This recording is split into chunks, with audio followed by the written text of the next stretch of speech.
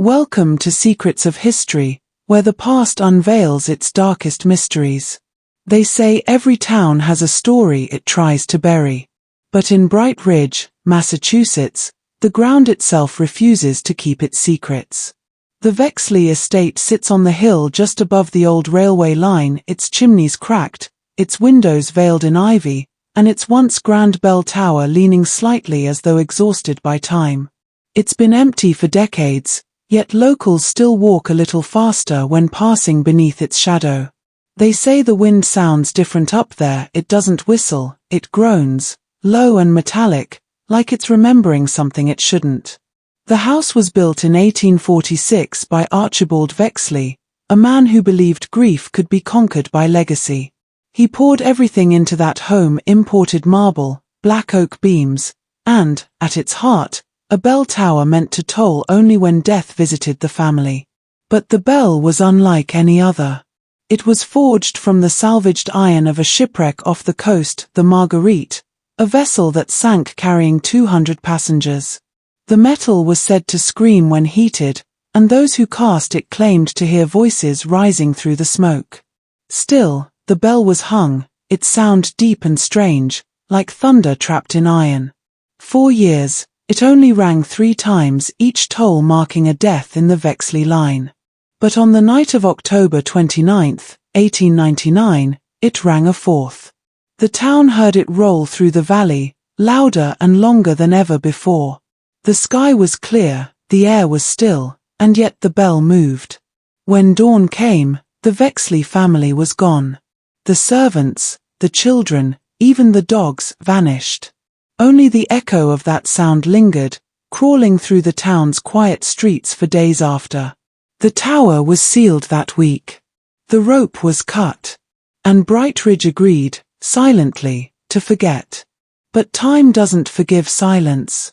In 1979, after a violent storm ripped through the coast, the bell rang again. The wind was howling that night, but those who heard the sound swore it wasn't the storm that moved it, it was something else. Lights flickered across the valley, and in that brief illumination, someone saw the tower door swing open. No one went up to check. Not then. Not ever. But even now, on certain nights, when the fog thickens over the old estate, people still wake to the same sound, faint, distant, mournful. A single toll that feels too human to be wind, and too heavy to be forgotten. Brightridge, Massachusetts, was the kind of town people drove through but rarely stopped in. A quiet New England settlement surrounded by forests that always seemed a little too dark, a little too still. The streets were narrow and lined with houses that looked unchanged for 100 years, their shutters faded, their porches leaning like old men tired of standing. Everyone knew everyone, and the past was not something people talked about, it was something they carried. There was one name, however, that no one dared speak after sunset: Vexley. The mere mention of it could turn conversation to silence, and the older residents would simply shake their heads, as if remembering something better left buried. The younger ones only knew the warnings: don't go near the hill, don't follow the lights at night, and never, ever listen if you hear the bell. The Vexley Estate had watched over Brightridge for more than a century, perched on its hill like a sentry carved from stone. The house itself was enormous, 3 stories of grey slate and rotting timber, its tall windows resembling dark, unblinking eyes. Even from the town square, you could see the pointed roof of the bell tower jutting against the sky, sharp and solemn. It had once been the pride of the region, a testament to wealth and lineage. But now it stood as a relic of something that had gone wrong long ago. Children made up stories about it: the ghostly lights in the windows, the figure that sometimes appeared in the tower, but the adults never corrected them. In Brightridge, legends weren't invented. They were remembered. No one visited the hill anymore. The path leading up to the estate was choked by weeds, the iron gate rusted shut decades ago. Yet, despite the decay, there was always a feeling that someone or something still lived there. The air around the property was colder, denser, as though it held on to every breath ever taken in fear. Even the birds avoided the treetops near the tower. Locals said that the estate didn't age like the rest of the town. While houses crumbled and barns collapsed, the Vexley Estate seemed to resist ruin, preserved by something unseen. The older townsfolk told quiet stories to those who listened carefully. They spoke of nights when the fog rolled down the hill too thick and too fast, of shadows that lingered even when the sun rose, and of the bell that rang once without reason, echoing through the valley for miles. That single toll, they said, changed everything. Since then, Brightridge had lived under the weight of its memory, afraid that one day, the sound would return, and with it, whatever the Vexleys had left behind. But what if the bell wasn't just marking deaths? What if it was causing them? And what happens when the one thing built to honor a family's memory becomes the very thing that erases them from history? The Vexley Estate stood like a monument to everything the town of Brightridge tried to forget. From a distance, it was beautiful in a strange, mournful way, a decaying echo of 19th-century wealth. The sprawling structure was built entirely from imported stone, the walls thick and cold, as if meant to keep secrets trapped within. Ivy had claimed much of its face, crawling across the windows like black veins, and the iron gates at the base of the hill were warped with rust, refusing to open or close properly. Yet, despite its ruin, the estate still exuded a quiet dominance over the town below. When the afternoon sun fell just right, the shadow of its bell tower stretched all the way down to the main street, touching even the church steps, a reminder that no matter how long it had been abandoned, the Vexleys still owned a piece of Brightridge. The house sat at the top of Thornhill Ridge, surrounded by trees so dense that even the wind struggled to move through them. Locals often said the woods were different there. The trees grew crooked, the moss thicker, the ground unusually soft, as if it remembered the graves buried beneath. No one ever mowed the grass, yet it never grew past a certain point. The leaves didn't fall the same way they did elsewhere, they always seemed to gather in a spiral at the base of the tower, forming a perfect circle every autumn without fail. People noticed these things, but they didn't talk about them out loud. In Brightridge, superstition wasn't entertainment, it was survival. Even from within town, the estate seemed to hum with a strange kind of life. At night, the windows sometimes reflected light even when there was none. Travelers on the old railway line swore they saw faint glimmers moving across the tower, as if lanterns were being carried through the rooms.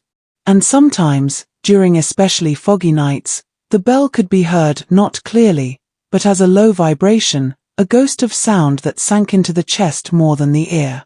It wasn't loud, just persistent, and always followed by the wind cutting through the valley, cold enough to make people bolt their doors. Old-timers said that the house had been built on cursed land.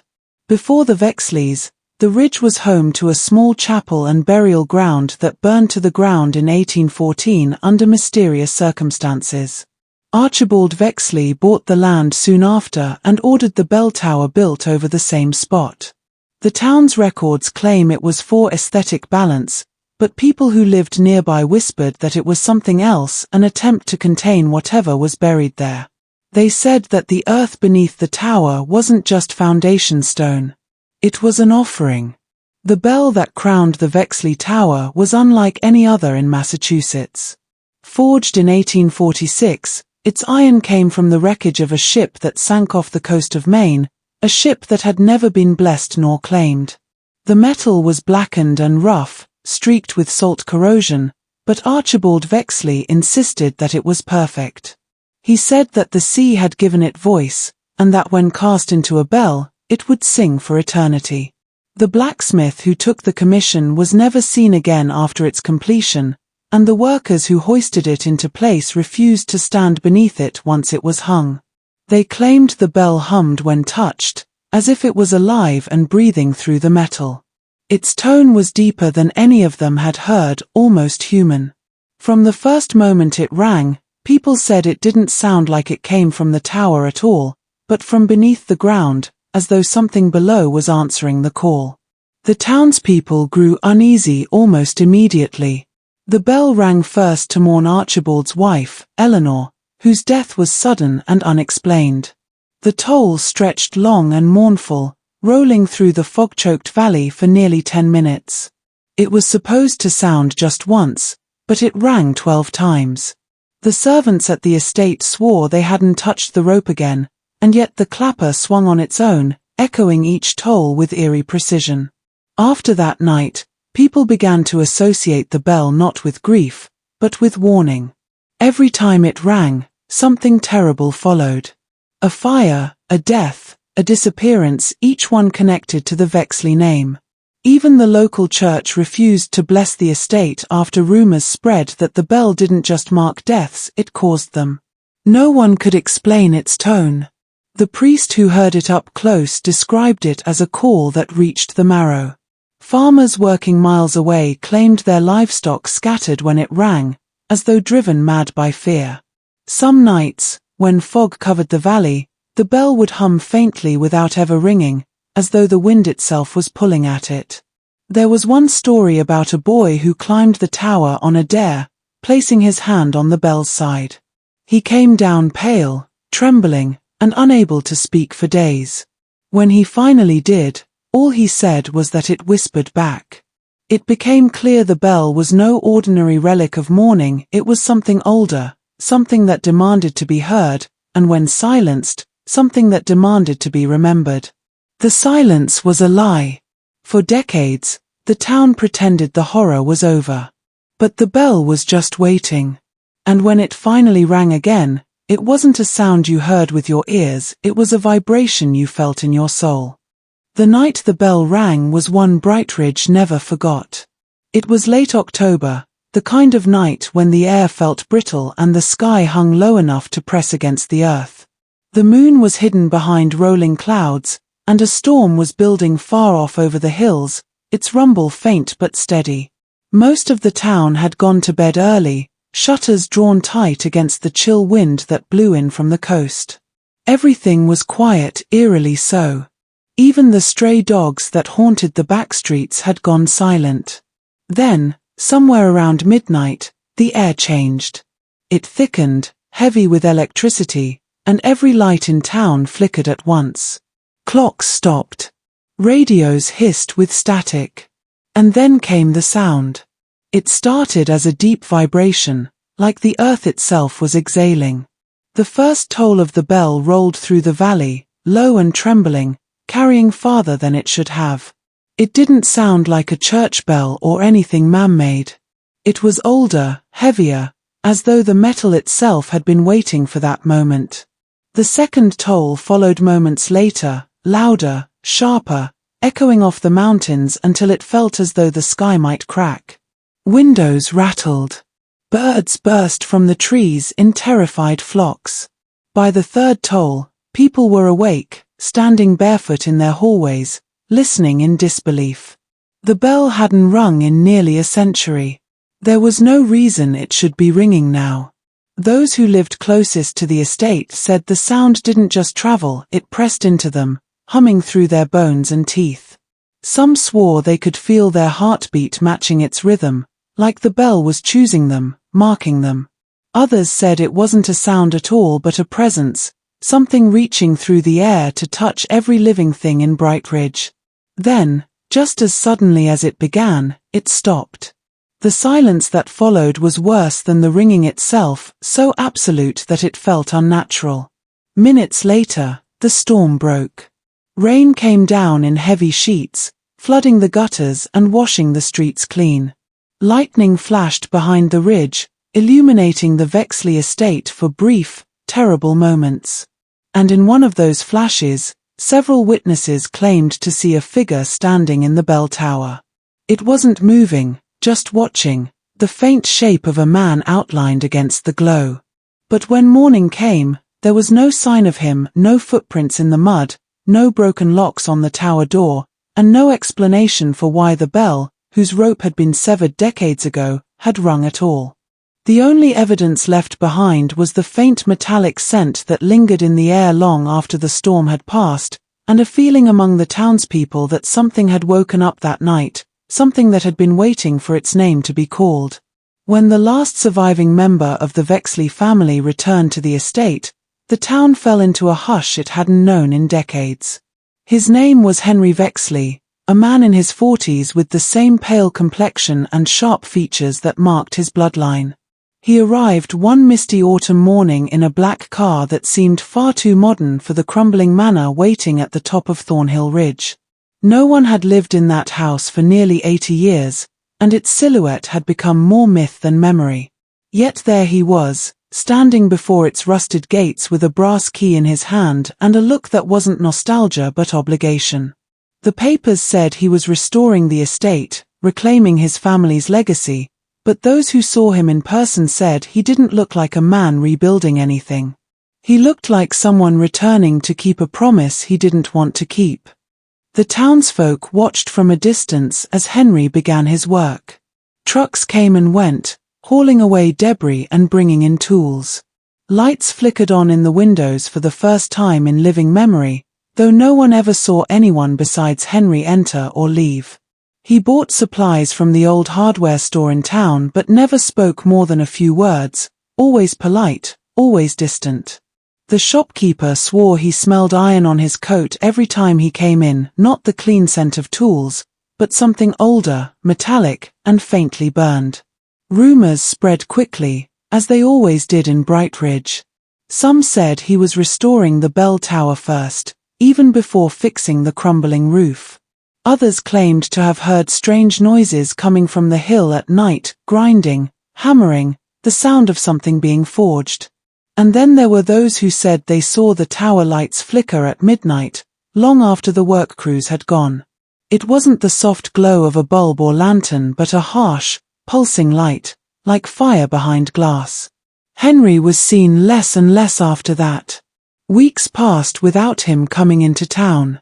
The estate gates were chained shut, the drive overgrown again. Then, one night, a faint ringing drifted down from the ridge, a sound so soft it could have been mistaken for wind, except it followed a pattern. 3 tolls, a pause, and then one final echo that rolled through the valley. By morning, the gates were open, the tools scattered, and the front door of the manor stood wide. Henry was gone. The only thing left behind was his car parked beside the tower, its keys still in the ignition, and a faint scent of iron that lingered long after the wind carried it away. The bell wasn't just a cursed object. It was a living entity, and it had begun to feed. But what does a thing like that consume? It doesn't want flesh or blood. It feeds on memory, on legacy, on the very names of those connected to it.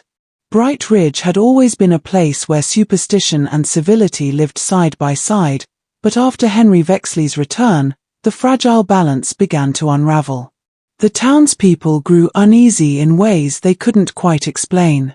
Conversations about the estate were whispered in the aisles of the market, in pews after Sunday service, and across kitchen tables after dark.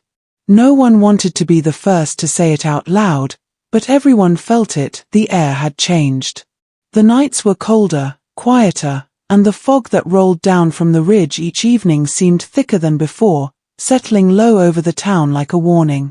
There was talk that the bell had been moved, that its sound was being tested again, though no one dared to go up the hill to find out. Old Mrs. Langley, who lived closest to the ridge, was the first to claim she saw light coming from the tower. She described it as a faint flicker, rhythmic, like the steady beat of a pulse. A few days later, a group of teenagers tried to prove her wrong by sneaking up the trail at dusk. They made it halfway before turning back, pale and shaking. One of them swore they heard the bell humming, not ringing, just humming, a deep vibration in the ground that grew stronger the closer they got.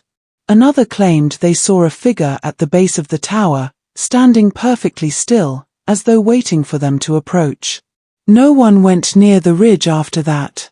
The church responded the way small-town churches always do when faced with the unexplainable. They prayed harder. The pastor held nightly services, urging the townsfolk to stay home after dark, to keep their windows locked, and to remember that faith was stronger than fear. But faith did little to quiet the unease that crept through Brightridge. Tools went missing from sheds. Dogs barked at nothing. The river that ran behind the old mill turned a strange reddish tint for 2 days before clearing again. No one spoke of it openly, but everyone suspected it was connected to the estate. Even the weather seemed to bend around the Vexley property. Storms would break suddenly over the ridge, lightning striking closer and closer to the tower each time. On still nights, the air would buzz faintly, the way it does before a storm, even when the sky was clear. And through it all, that feeling persisted, the sense that something inside the Vexley estate had awakened, something that had been waiting all along for someone to open the right door, to touch the right piece of metal, and to remind it what it once was. The night the bell finally rang began like any other in Brightridge, quiet, uneventful, almost painfully still. The sky hung low and heavy, the air thick with the promise of rain that never came. At exactly midnight, the first chime echoed across the valley, deep and metallic, vibrating through the bones of everyone who heard it. It wasn't a sound that belonged to any ordinary bell, it carried weight, as though it had been struck from inside the earth itself. Windows rattled, the street lamps flickered, and the town woke to a sound no one had heard in nearly a century. Those who lived close to the ridge said the first ring seemed to call out like a summons, and the following ones, 12 in total, felt more like answers. People emerged from their homes despite their fear, drawn out into the streets by instinct or something stronger. They looked toward the hill where the Vexley Estate stood silhouetted against the moonlight. Some claimed they saw movement along the ridge, shadows shifting near the tower, too large to be animals, too slow to be human. A strange wind whipped through town even though the trees stood perfectly still. The dogs began to howl, one after another, until their cries drowned beneath the 12th toll. And then, silence, an unnatural, suffocating quiet that lasted for minutes after the sound faded. It was as though the town itself was holding its breath, waiting for what might come next. When morning arrived, the air was heavy with the metallic scent of rain and something else, ash. The fog that rolled down from the ridge carried flecks of soot, coating rooftops and windowsills in a fine grey dust. A few brave townspeople climbed the path to the Vexley Estate, expecting to find the bell swinging or the tower damaged, but the structure was untouched. The heavy iron bell hung perfectly still, its surface clean and unmarked, as though it had never moved. Yet the ground beneath it was warm, the soil scorched in a perfect circle. From that night forward, the people of Brightridge swore they could hear faint ringing in their sleep, not loud enough to wake them but enough to make their dreams uneasy. Children spoke of seeing lights near the estate after dark, pale, flickering glows that darted like fireflies. A few townsfolk began to experience strange coincidences, clocks that stopped at midnight, photographs that showed blurred faces, whispers on the wind that sounded almost like names. Those who lived closest to the ridge said it felt as if something had been released that night, something old and patient, tied not just to the bell tower but to the land itself. In the end, the town of Brightridge didn't just disappear. It was consumed. And the bell didn't fall silent, it simply moved on, finding new voices to carry its curse, new families to haunt. In the days that followed the ringing of the bell, Brightridge began to unravel in quiet, unnerving ways. It wasn't chaos that gripped the town, it was dread, the kind that crept in slowly, the kind that didn't need to make noise to be felt. People tried to go about their routines, but something had shifted. The light seemed dimmer, even on clear days, and the air carried an unshakable heaviness. Doors that had always stayed shut now creaked open on their own. Mirrors fogged without steam. And in nearly every house, the clocks began losing time, just a few minutes at first, then more each day, as though time itself was trying to slip away from Brightridge.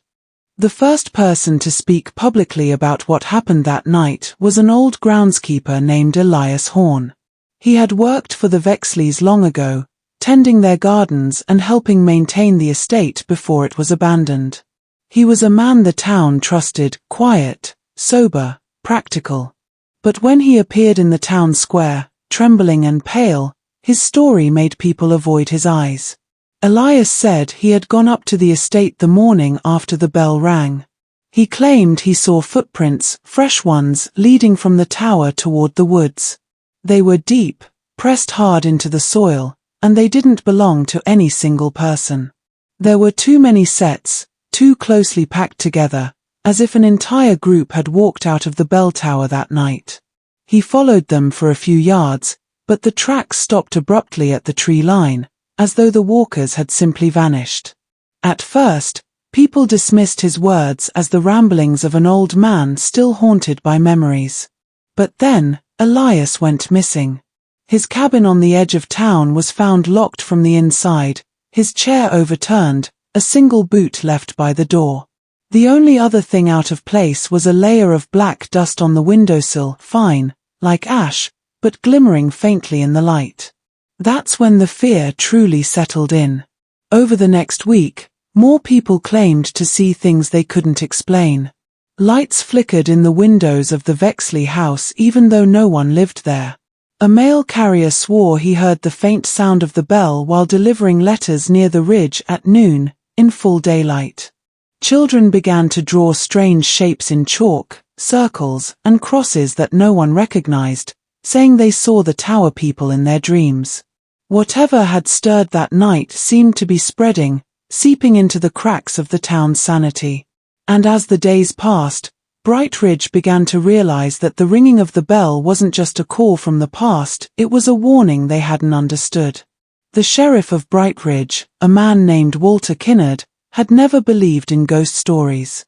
He'd grown up in that town, inherited his badge from his father, and spent most of his career dealing with petty theft, broken fences, and the occasional drunk at the tavern.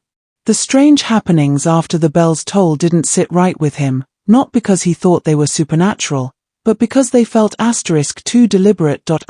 People disappearing, clocks stopping, that fine black dust, it all seemed like someone wanted to scare the town into madness. Determined to put an end to the panic, Kinnard gathered a small team of deputies and set out toward the Vexley Estate one fog-laden morning, just as the sun began to rise. The path up the ridge had always been uneven, but that day it felt different.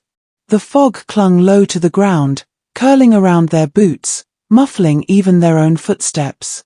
Kinnard kept his flashlight trained on the dirt path, searching for the footprints Elias Horn had claimed to see, but there was nothing, just smooth, damp soil. As they neared the estate, one of the deputies said he could hear something faint beneath the wind, a slow, rhythmic tapping, like a pendulum swinging. The others strained to listen, but the sound faded whenever they focused on it, reappearing only when they began to walk again. When they reached the bell tower, they found the door ajar, though the padlock was still in place, unbroken but somehow hanging open. Inside, the air was cold, heavy, and smelled faintly of iron. The walls were coated in a thin layer of soot, darker near the floor, as if something had seeped out from beneath the stone. The bell itself loomed above them, silent and motionless. But when Kinnard looked up, his flashlight caught something etched into the underside of the metal. Rows of names, dozens of them, scratched deep, some nearly worn away by time. At the bottom of the list, still fresh enough to gleam in the light, was a new name, Elias Horn. The deputies swore the air grew colder after they saw it. One of them said he felt a hand brush against his shoulder, though no one stood behind him. Kinnard ordered everyone out, but just as they stepped into the doorway, the bell gave a single, sharp tremor. It didn't ring, it thudded, a sound like a pulse, deep and low. The men stumbled back, their ears ringing from the vibration. They didn't stop running until the estate disappeared from view. When they returned to town, none of them could explain what had happened. The only thing Kinnard could say for certain was that the name on the bell hadn't been there the day before. And that night, as the fog rolled in, more names appeared. By the time the last echoes of the Vexley Bell faded from the realm of folklore and into whispered warnings, a chilling discovery emerged from the edges of forgotten archives. A series of journals belonging to the Vexley matriarch, Eleanor Vexley, were uncovered in a private collection in Maryland. Bound in brittle leather and nearly falling apart, the entries revealed a mind slowly unraveling under the weight of guilt, or perhaps, under the influence of something darker. She wrote of the bell not as an object, but as a presence. It speaks when the air is still, one line read. It remembers those it calls. Her words painted a portrait of obsession, of a woman convinced that the bell was sentient, a vessel for voices lost to time. In her final entry, she described hearing her late husband's voice in the ringing, calling her to join him beneath the tower. That was the night she disappeared, her body never found. What makes Eleanor's writings so unsettling is how accurately they align with modern reports. Visitors who claim to have ventured close to the ruins speak of faint murmurs in the air, as though the wind itself carries layered whispers. When recordings are played back, some swear they can distinguish names, many of which match the Vexley family tree. One audio clip, verified by investigators in 2019, captures a distinct chime followed by a woman's voice uttering a single word, return. Experts have tried to debunk it as interference or pareidolia, but those who've heard it in person insist that it's more than that. The sound isn't random, it feels directed. Even the land itself bears strange qualities. Soil samples taken from around the bell tower's foundation show unnatural magnetic fluctuations, and plants grown in that soil reportedly wither within days. There are local accounts of animals, particularly birds, refusing to land near the ruins, circling instead in uneasy patterns before flying away entirely. It's as if the ground remembers what happened there, as if it's still resonating with something beyond human comprehension. In recent years, the government quietly fenced off the area, citing structural instability and hazardous conditions. Yet documents leaked by an anonymous source suggest that teams from multiple agencies visited the site under different pretexts: environmental research, acoustics testing, even psychological observation. Each report concluded the same way: the phenomenon could not be explained, but it was real.